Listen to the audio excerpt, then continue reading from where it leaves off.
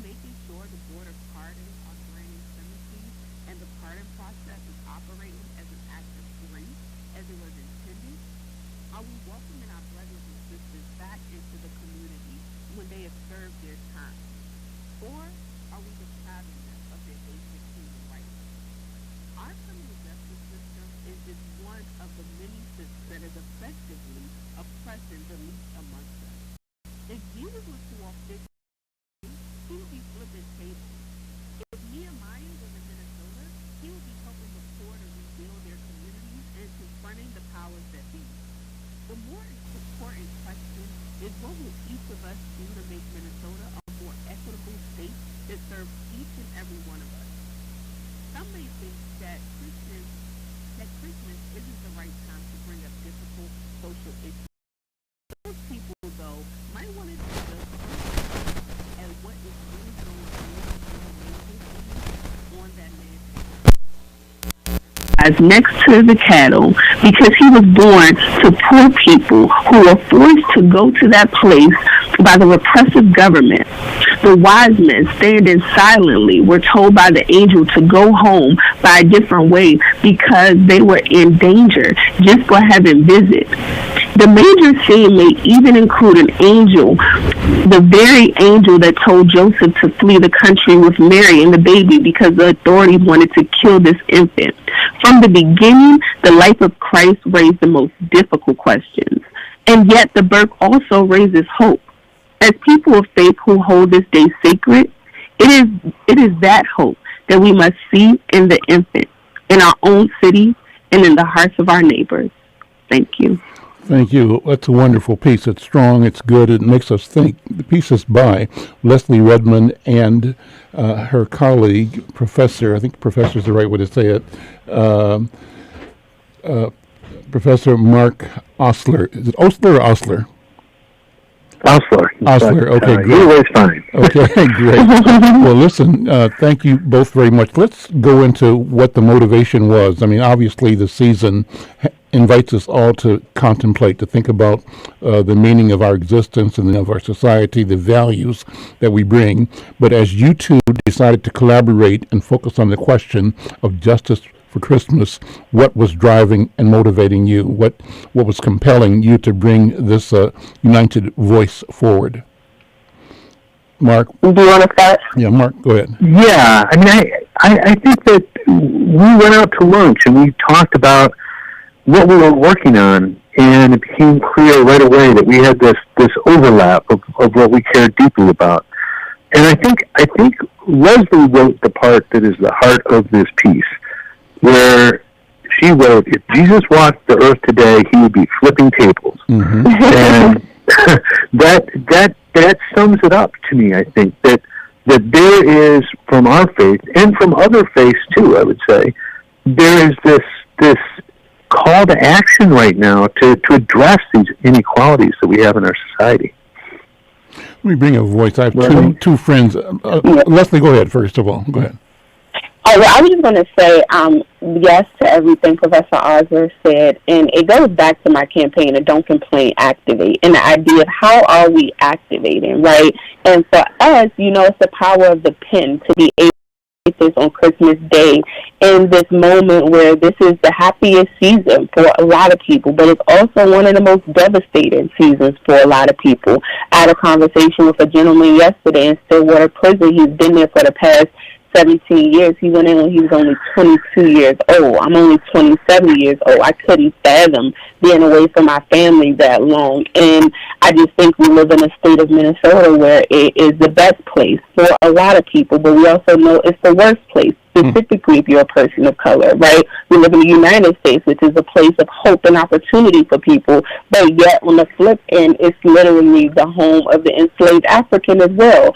And so for me, it's this, this parallel seasons and lifestyles that we live. And that if we really, believe in the Bible, we believe in Jesus, we believe in the season, then we will be pouring into those that are the least amongst our brothers and sisters. And that to me is extremely important because we all have an obligation, and who much is given, much is required. And we've all been given a lot. And so thinking about the season, what are we giving? And not just to those those who live in our house, who we love. But what are we giving? Are we, promoting clemencies? Are we promoting the 5-year probation?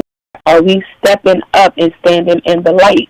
And I was very thankful when Professor Osler, he came up with this idea that we should do this together. And I was like, yes, please.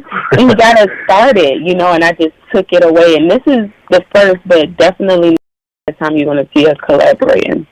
I want to bring two more voices in the conversation here in studio with me, and neither one of them has been prepped for this, so it'll be spontaneous. My guests for the balance of the show, I want them to join this conversation because it's an important conversation. Brother Chinedu Ezerike.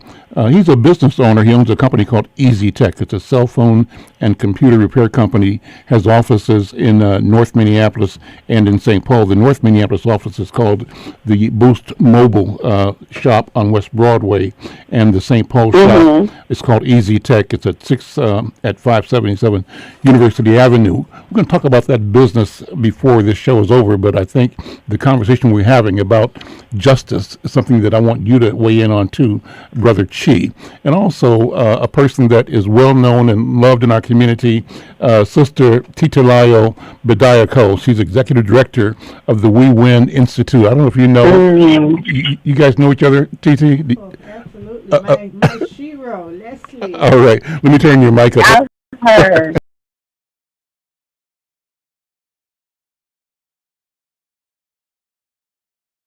Your name.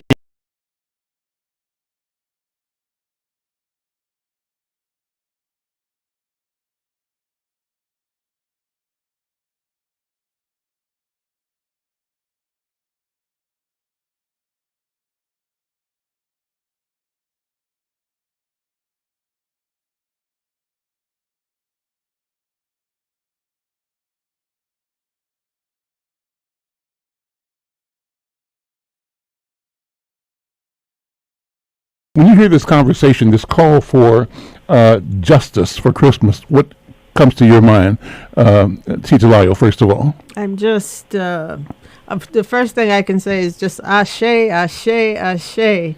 Just very timely. Thank you all very much. And I'm very thankful that Leslie has picked up the mantle in terms of running forward, in terms of the leadership for our people, for our children. And We Win and others are working as hard as we can in terms of helping to create leaders to follow you, in terms of saying, not asking for permission in terms of what justice looks like for black people, not looking for any permission, but just deciding. I mean, the one thing that We Win works very hard at is, one, helping our children to have an understanding of who that we are as African and African American people, and to think for themselves and to decide, for us to decide exactly what it is that we want and we need, and to go for it.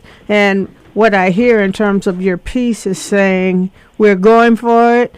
This is what Jesus stood for. This is what Christmas should be about. The whole question of not only the disparities, but the injustice that has continually been forced upon people of African descent since we've been in the United States. We're saying no more. Well, Mark, when you said the guts, the heart of the story is something that came out of your conversation with Leslie, and then you referred to the question of Jesus turning over tables. I think it's important that you said that first. And what that means to me, it's a call to action and a call to courage, having the fierce conviction that when things are not right, you have an obligation and a duty to upset, to intervene, to change, to turn upside down that which is wrong, and to challenge that. So I'm glad that you said that, Mark, that you identified that as one of the key actions. Too often, people will tell us, and our friends will tell us, go slow, or not now, or just wait when the war in Vietnam ends. We'll have a chance to focus on civil rights. When we fix the environment, we can talk about equality after that time when that happens. But our dignity and our humanity always, we are expected to take a back seat. And your acknowledgement and what we are saying and what I'm hearing is that we have to remind each other to act now and to act on the principle of creating the society that is truly one that reflects justice for all. Brother Chi, you're a business owner, but I know that you're involved in community and technology, and you're involved in the church community as well. Yes. Thank you for being here. What was your impression as you heard this piece? This is unannounced, unscripted, but I'm throwing you on the spot here. Yeah, it was awesome. To God be the glory. You know, Mark, Leslie, I just want to tell you that I'm deeply touched by the words that you guys had today.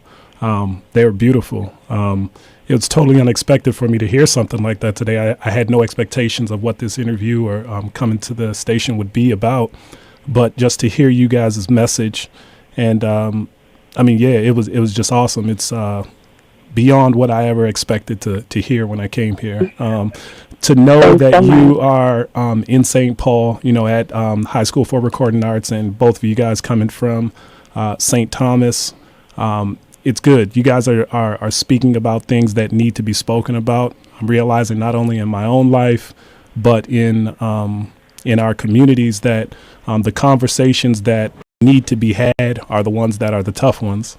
And you, along with some of the things I also see from Mayor Carter, are really getting in there and touching on a number of things that need to be talked about. And so that's just awesome. I'm going to let you guys go, Mark and Leslie, but final words. Again, first of all, thank you. But as you've had some feedback from my guest in studio, friends of yours, new friends, what are your thoughts? And what message, what instruction do you give for our listeners? So I say thank you both. I'm going to be listening. I'm super excited to hear you all. I, again, want to say Merry Christmas Eve to everyone. You know, really, 'tis the season. 'Tis the season to don't complain, activate. And, you know, the idea with that is that you don't just have to write an article like us, right? You don't have to be a business owner. You don't have to be the founder of We Win. You don't have to lead the NAACP. You don't have to be a professor. There are so many forms of activation. Caring and loving for your children and hopefully keeping them out of the traps that are set with the criminal justice system, loving somebody, providing food and shelter for somebody this holiday season, calling a loved one who's in prison, helping people, right? Just loving people, showing compassion. There are just so many forms of activation, and I just urge everyone to choose one of those forms of activation. Just choose one. Mark, yeah, that's exactly right. And the thing too is that the first step is to open our eyes, and that's what I try to say to the people around me, is that we need to open our eyes about what the truth is that's out there. You know, if you're someone who works in the courts, as I do, or works with prisoners, as both of us do, you know about the injustice, the racial injustice that's baked into the system, and the first step to that activation, as Leslie talks about, is to open our eyes to it and to see that for what it really is. Mark, let me tell you, I'm not sure where I saw this, but in the past 24 hours, probably on TV or something, or reading, someone made a statement that if you are in the legal system and you go to or a jail, it has to strike you. And make it really clear to you that the entire process and system is one designed to incarcerate and to subjugate black people, black men in particular. And that's what I heard you just say at some level, Mark. Speak to that if you would.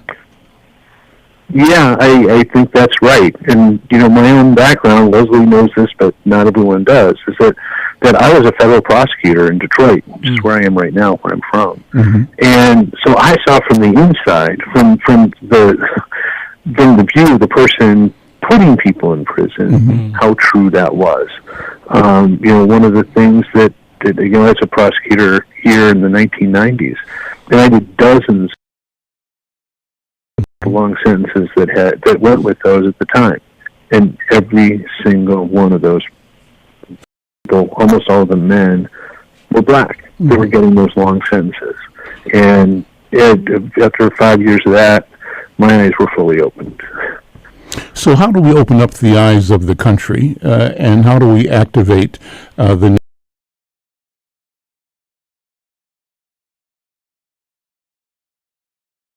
a duty and feel empowered to lay a claim on justice, to be the advocates for justice, and to be the guardians, the custodians, the owners of justice and equity? What do you think? Last words, Leslie and Mark. I think that you become the change that you want to. Oh, sorry. I just want to say, I think you become the change that you want to see. Right? Professor Osler made a choice to remove himself prosecutor, and now he is phenomenal. He's made landmark cases that have really helped to remove some and advocacy. There's so many organizations that you can be a part of, like the NAACP. I encourage you all to get involved in the political process. There is going to be another legislative session coming up in January. The Minnesota Guideline Commission has decided whether to put a 5-year cap on probation. That is going to have ripple effects forever. And so if we can get that passed, that's very important, because Minnesota prides itself on having one of the lowest prison populations, but also one of the highest rates of probation. And so activating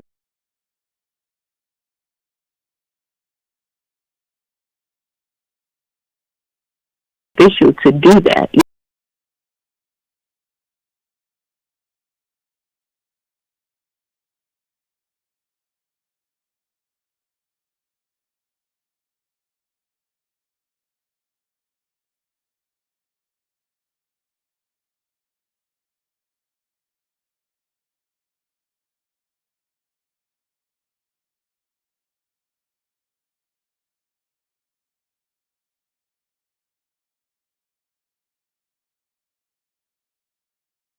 Last year, but because it takes so long to go through the courts, and he had a judge who wanted to turn him down, it's still going, it's still in process. And what he wrote to me this morning was that his son had just died, that he wasn't there to do something about that, to intervene, because he was still in prison when he shouldn't be. That's it. That, I live in a world where people have policy debates over decades. It can't be that way when we've got human dignity, human lives, the integrity of our country at stake.